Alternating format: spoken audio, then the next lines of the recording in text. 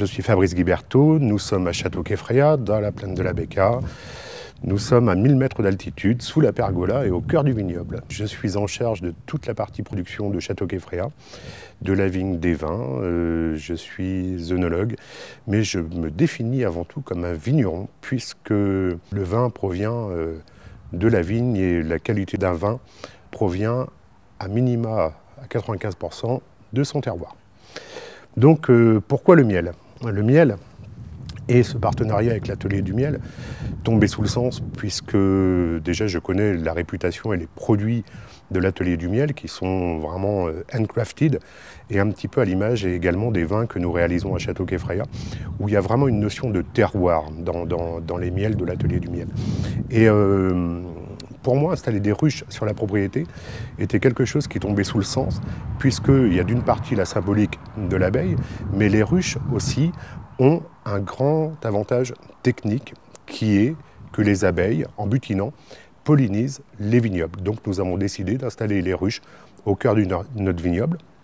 Et ce qui est important à souligner, et ce qui était important pour moi dans l'installation des ruches, c'est déjà le fait que Château-Queffréa travaille en agriculture organique certifiée. Donc nous sommes agriculture bio au niveau de l'ensemble du vignoble selon le standard européen. Donc, au niveau du partenariat avec l'atelier du miel, c'est quelque chose de particulièrement intéressant et passionnant.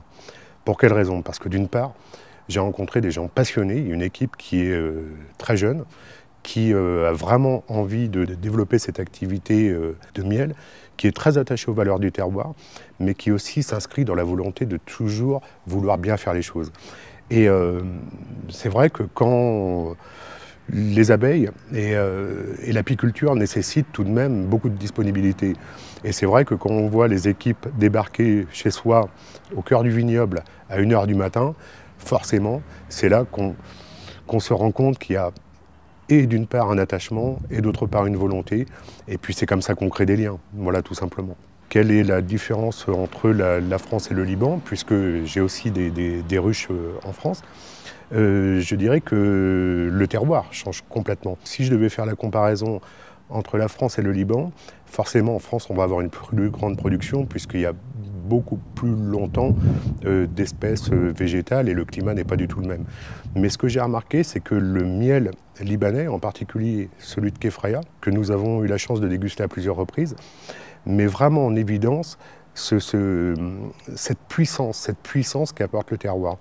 Et on voit que quelque part, les abeilles font un grand effort pour pouvoir aller butiner, pour pouvoir aller s'approvisionner, et ça leur oblige de faire des distances qui parfois vont au-delà de 3 km, voire 5 km autour des ruches.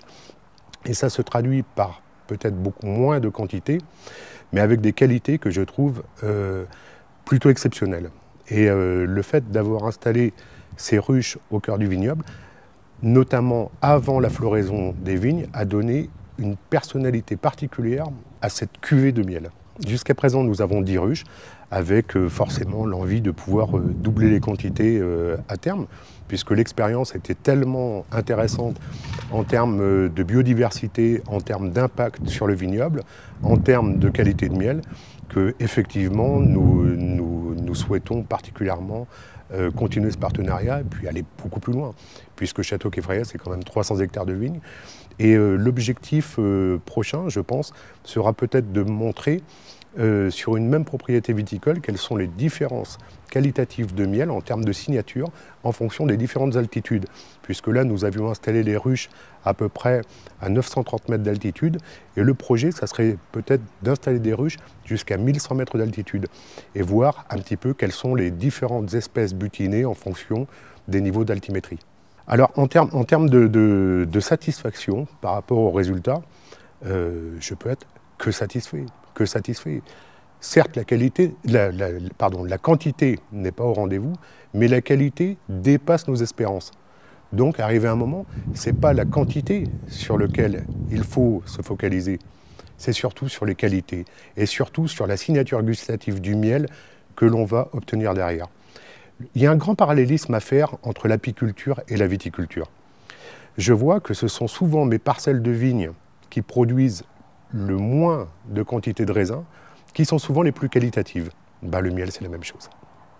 Pour en revenir à la biodiversité, mes observations sont pour cette première année d'expérience, parce qu'il faut savoir que nous avons installé les ruches, je pense, au mois de mai, quelque chose comme ça, donc nous n'avons pas suffisamment assez de recul. Mais je vais vous partager une expérience à titre personnel. Tout autour de ma maison, sur les murs, il y a une vigne vierge. Donc, et c'est la première année où j'avais une mélodie d'abeilles qui butinaient du matin jusqu'au crépuscule, et c'était magnifique. Et ça, je n'avais jamais vu ça auparavant. Donc forcément, il y a quelque chose qui se passe. Mais c'est vrai que, aussi, quand on a des bonnes pratiques viticoles, je pense que l'atelier du miel s'en est aperçu, tout se passe forcément bien. Et donc, dans un bon environnement, les abeilles se sentent très bien à l'aise. Pour moi, je pense que quand on travaille en bio, je vais vous faire part de mon expérience personnelle. Pour moi, les abeilles sont un très bon indicateur du niveau de qualité de l'environnement.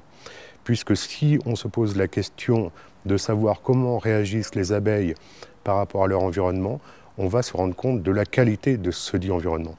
Et je pense que, à titre personnel, avoir des ruches dans son vignoble est quelque chose de particulièrement intéressant, ne serait-ce que pour améliorer le taux de nouaison, c'est-à-dire les abeilles en butinant les vignes vont permettre une meilleure pollinisation, donc une meilleure fécondation des futurs baies.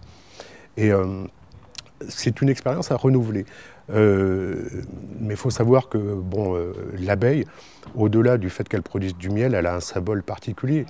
Comme on dit toujours, la journée où les abeilles disparaîtront, il restera uniquement 5 ans à l'humanité. D'où la nécessité de pouvoir préserver l'environnement, de réintroduire les abeilles, d'augmenter les populations d'abeilles. C'est ça qui est important. Nous n'avons rencontré absolument aucun problème. Bien au contraire. D'ailleurs, quand on reçoit des gens à Keffraya, qu'on leur dit qu'on a des ruches et des abeilles, ça crée presque au contraire. C'est pas du tout la peur d'être piqué qui va rentrer dans l'esprit des gens, mais tout de suite, les gens vont penser « Ah, il y a des abeilles, donc il y a du miel, donc c'est un environnement sain ».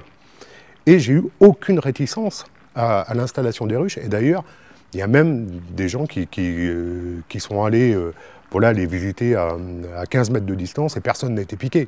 Voilà, tout simplement. La nature est bien faite. Si on ne dérange pas les abeilles, elles ne vont pas nous agresser.